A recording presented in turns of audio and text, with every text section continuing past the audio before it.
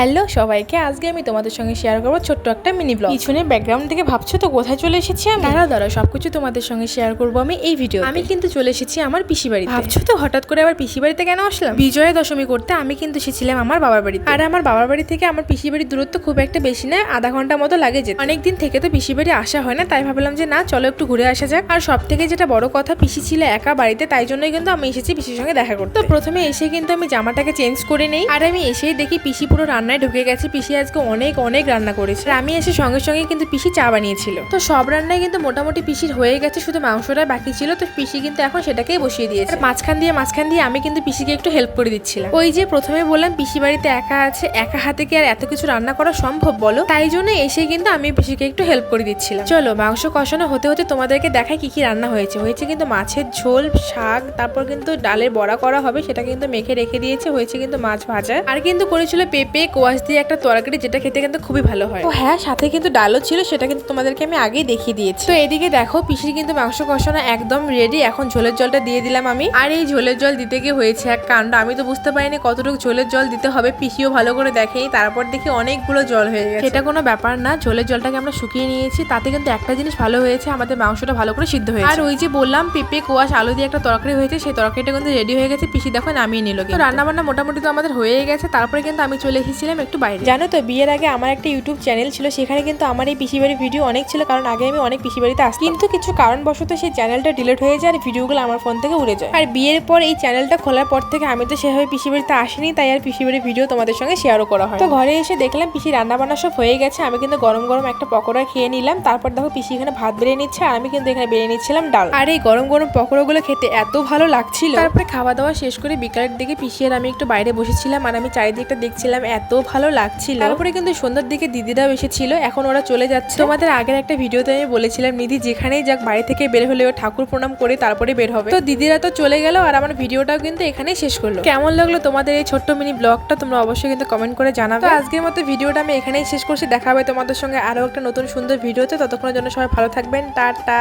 By. Tata.